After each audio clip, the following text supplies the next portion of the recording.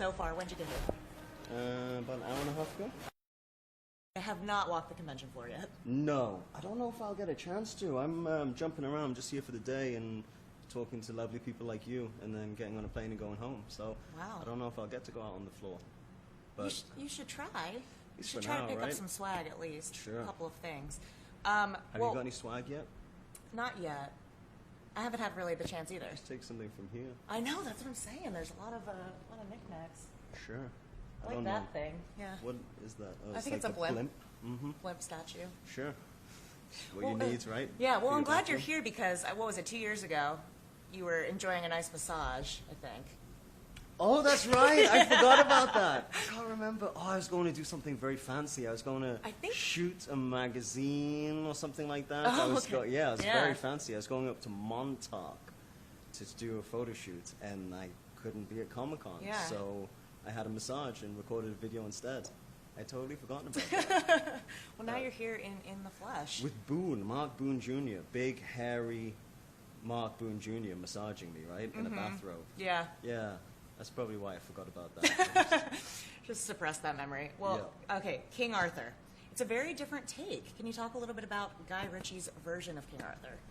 Well, yes. I mean, you know, it's a story people have been telling for a long time. I mean, you know, Arthur was knocking around 520.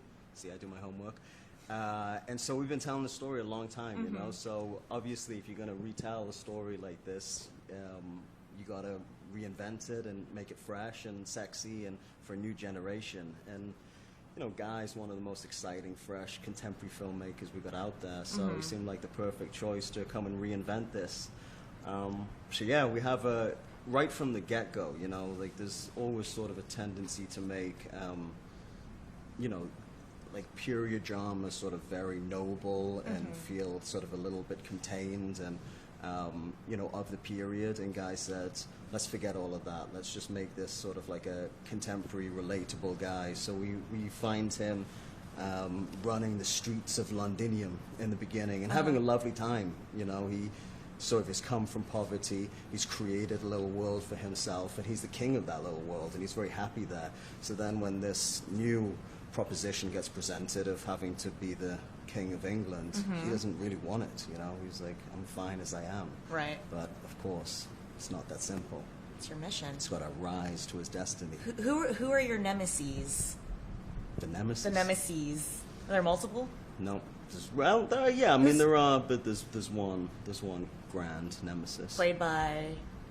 Well, sort of evolves through the course of the film, but my human nemesis is Jude Law. Oh, yeah. In real life or in the movie? In real life and the movie. Yeah. Let me tell you about Jude Law. Tell me all about him. This is the second time I worked with Jude Law. And the first time, my character killed his character. And the second time, So he's jaded. you're gonna have to see the film. Yeah, he's a little jaded. I think I think he knows that it's like the new generation coming up, nipping at his heels. Jude. Poor Jude, man. Hey, Jude. I think Jude's fine. I don't think you need to feel too bad for Jude. That's very true. But do you get to pull a sword from a stone, I assume? That's part of it. So That's a big part of it. Were you just practicing that scene in your house? Just like, I really got to get this down. Endlessly, you know. I had a giant stone brought in. And, Yeah. you know, we drove a sword into it, and that was basically my main preparation for the film. Right, that's how you prepped, just really pulling swords from this. Yeah. Yeah. Did you keep the sword, though? You know what? I didn't. And I was promised a sword. What's up with and that? I just realized when there was reference to a sword being here today, potentially, that I thought, oh, that's convenient. It's probably my sword. So I might have to take it. Because no, I don't have a sword, and I was promised one. You should go steal it. Yeah, that would normally be what I would do. I can't believe I sort of didn't do that. Did you steal anything from set? I don't think I did. I think this is the first job that I've ever done where I didn't steal Charlie, something. I stole so much, let me tell you. What did you I say? stole my cut, I stole the bike, I stole You the stole the rings. whole bike? Yeah, I stole the bike. Hell yeah. It's in my garage. I don't know. It was like one of those weird things that like a kid does because I stole it and then I've never used it. I stole it and then like hid it, and now it's just like in my garage. So Just stole it and hid it. Well, some other things. Pacific Rim 2, they're doing a sequel. Is there any chance? I know it's like years and years later. Is there any chance that you would be involved in it though? I'm too old now. Too old to save the world.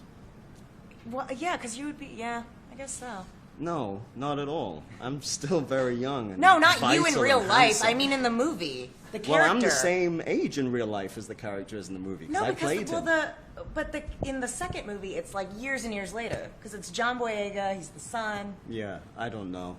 There was a I'm not saying possibility. you're old. No, it sort of sounded like that. No. There's a possibility that we talked about the possibility of me being in it, but I have another film that I am committed to doing at the time that they had to make that. So it just there was an exploration for a minute of how I would fit into this new world and this new creation, and then it sort of made the decision easy because I wasn't available. So What about the Sons of Anarchy prequel thing? Is that happening? Are you going to be a part of that at all? I do believe it is happening, but I don't think I'm a part of it because I wasn't born when that was happening. Oh, I so think- it's like way before. I believe it's sort of like an origin of motorcycle culture in America. So Oh, like okay. the 50s, 60s.